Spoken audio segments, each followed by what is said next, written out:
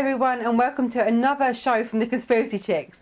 We have an interesting show for you this week, and we have our first interview with an ATS citizen journalist and that guy from the ATS live show. So sit back and enjoy the latest instalment from us.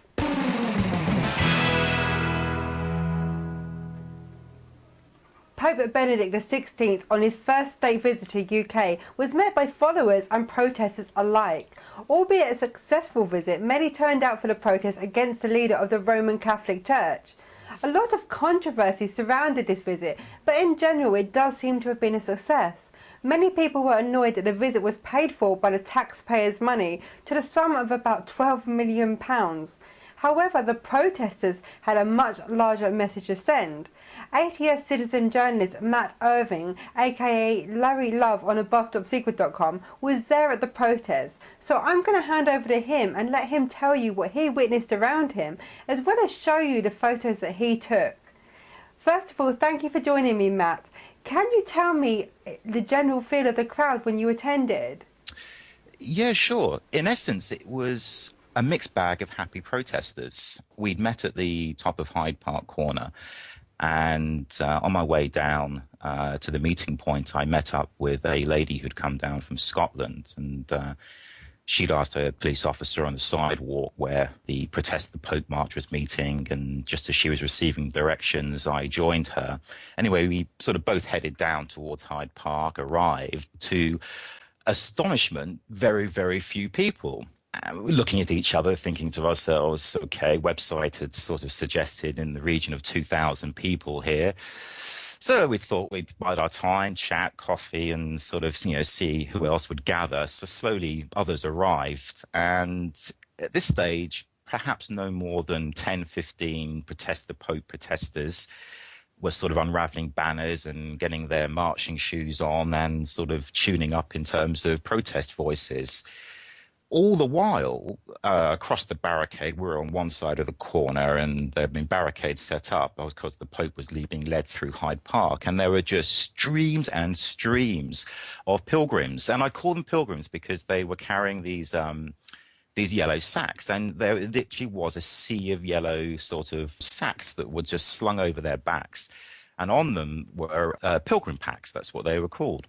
And so more and more pilgrims were arriving, and it was good. There was the occasional shriek from a protester, and that was retorted with a pilgrim on his way or her way to see the Pope, sort of suggesting that all was good, and that we're here for no more than the Pope's visit. And it was just nice. So numbers were small at this stage. Anyway, it grew, and the banter was good, I have to admit. There was very, very little anger. If anything, these things can usually go off in one of two ways. I mean, they can be quite fiery to begin with or develop their fire. And the crowd of protesters that had now begun to really develop, there was a big gay rights theme. I mean, there were a number of groups there, a number of themes being talked about at the demonstration. So gay rights at this stage had taken center stage, if you like. So everybody sort of at this stage was just happy and, getting along with one another as the two groups were amassing, literally a stone's throw away from each other, and looking to move off in their respective directions. Our group, the protesters, headed down towards Piccadilly, en route through to Downing Street, and the pilgrims on their way off to mark their territory to see the Pope. So that sort of sums up the initial feeling of the crowd, really.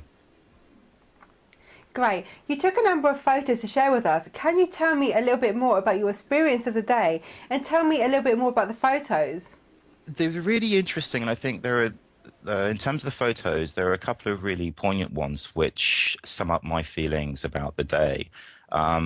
One is there's a shot of two groups of people on a stairwell, one walking up and one walking down. Those walking down are the pilgrims with their yellow packs, and the others walking up, you can see a guy in the middle with his Pope Note red T-shirt walking up, and it subtly suggests an indifference, or seemingly unaware of each other, if you like, for want of better words.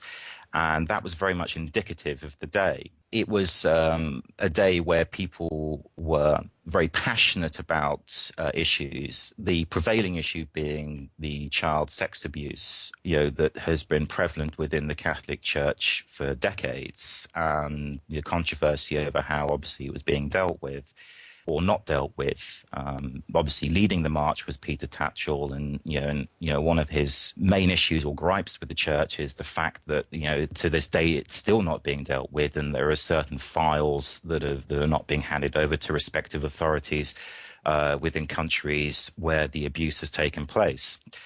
That combined with issues regarding gay rights, women's rights, human rights in general, secularism, that was, very much a big issue there as well. And also, importantly, the Pope stands on condoms and the widespread AIDS epidemic in Africa. So that, these were the central issues, which people were very... I think I would use the word gracious in terms of the way they protested, because, again, there was nothing, there was passion, but there was no anger is probably the better way to describe things. So they were my overall feelings. I mean, of course, it was my first time covering a protest. So it was necessary that, a lot of shots were taken to try and get an honest account of the day. I say honest because it's necessary that you take enough shots and the right kinds of shots to be able to convey really what the feeling was on that day. Now, of course, this is just my feeling. It's my interpretation of the day, and there are many others out there. So the one thing I hadn't banked on was leg work and the level of fitness needed, which was absolutely immense. I mean, it has taken me at least a week to recover, and, legs not shaking, and muscles have finally set back into place again. So from a fitness perspective, a lot more work is needed, and and a big learning curve on my part as well. The other thing with it is that I went there with no press credentials. I use a service called Demotics, which, if you like, is a citizen journalist wire service. You're able then to upload your pictures, and this service then has relationships with major newspapers, media organizations, both national and international. And, on their part, they will then try and sell your story for you. So there were several of us from that service, Demotics. So no press credentials meant that you were going out on a bit of a limb with all of this. So you're stuck, steadfast to the professionals out there, and you snuck in perhaps where you shouldn't have done, and, to try and sort of get a general feel of the day and, and how those guys were working. And the other thing with it is you sort of tend to zone in on the shots that you need to take. You have, a story to tell, and the danger with it is you let, to some degree, emotion get in way of that. So by the nature of the beast, in terms of the protest and the running and the ducking and diving, in terms of getting the different angles of shot needed, you're concentrating on, the physical and the composition and the exposure. So emotion isn't getting in way of the story, and more importantly, not putting a slant one way or the other on it. So hopefully, just getting an unbiased portrayal of the protest, the Pope demonstrations on September the 18th. Interesting. Is there anything else you'd like to add about the protest, Matt? Anything else about the protests, other than it being, it was a huge learning curve for me. My aspirations are to take photography into the realm of journalism, and, covering protests well and honestly is incredibly important. I've taken away an awful lot of points, which I can then, techniques that I could put back in place, for the next demos that are coming up.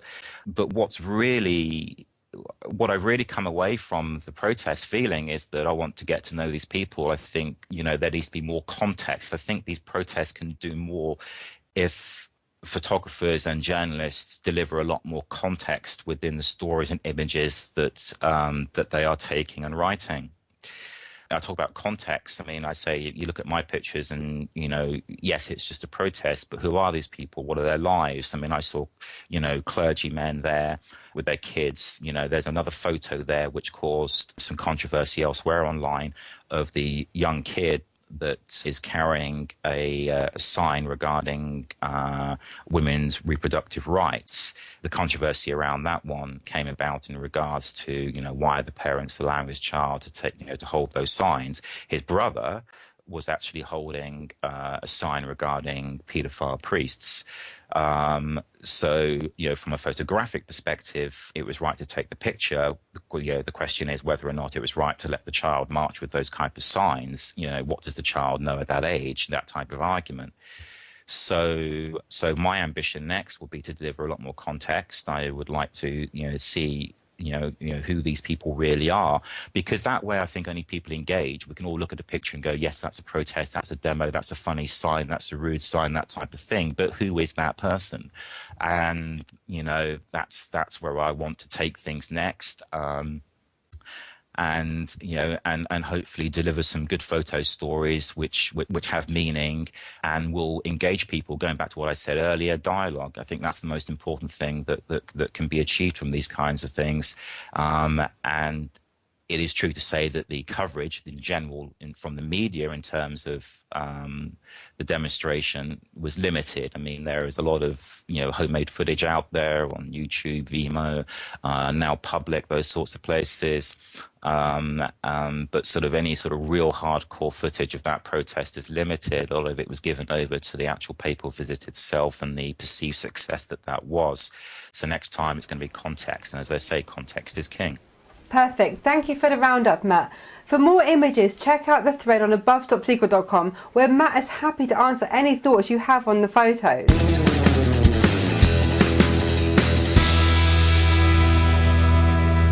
UFOs, nukes and a press conference? Yep, you heard it right, and it's a burning hot topic on ATS this week.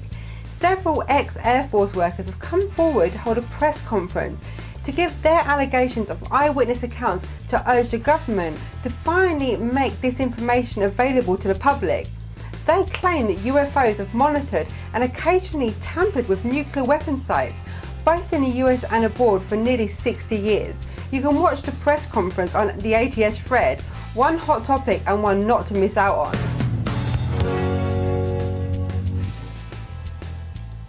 Leaked emails reveal profits of anti-piracy cash scheme. Have you been keeping up to date with the goings-on the internet piracy?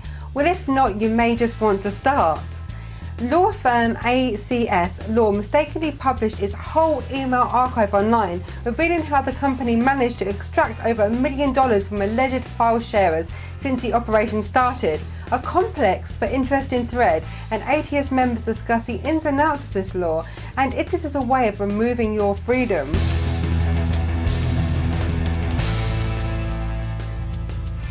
Where else on the internet could you hear Semper Fortis singing, original music, ATS members debating live, Mondo Bizarro? I'll tell ya, Car Crash Radio, otherwise known as ATS Live, that's where. So who's the brainchild behind such a diverse show? The one and only Nevermore, who I've actually dragged into this studio to ask him what it's all about. So Nev, how does it feel to be the creator and main presenter of a global radio show with ATS Live and ATS Euro? It feels really good, actually. I've been quite surprised by it all, to be perfectly honest. It's a unique experience. The listeners that we have don't pick up what goes on in the studio during the breaks and just before the show or just after the show. And that adds to the experience a little bit. The banter, and it's just fun. It's just really, really cool. And the amount of good times we're having at the moment is brilliant. Many people said at the start this would not work, but now after 20 plus episodes, what do you have to say to those people? I say, no, you were wrong, weren't you? In all seriousness, though, it's 25 shows this week, and for some amazingly miraculous reason, I've missed all the significant anniversaries. I missed the 10th show, I missed the 20th show, and I won't be there for the 25th. I am as surprised as a lot of people that it's become as popular as it has, and it's picked up. And I would say to anybody that doubted it or detracted it or just generally ran it down, you've got to give things time, you've got to give things patience, and you just basically have to have faith in the ATS members. They are some of the best people out there on the net, and they've picked the show up and they've run with it, and you know, they've made it what it is. We're worldwide. You can see that on the stats that we have.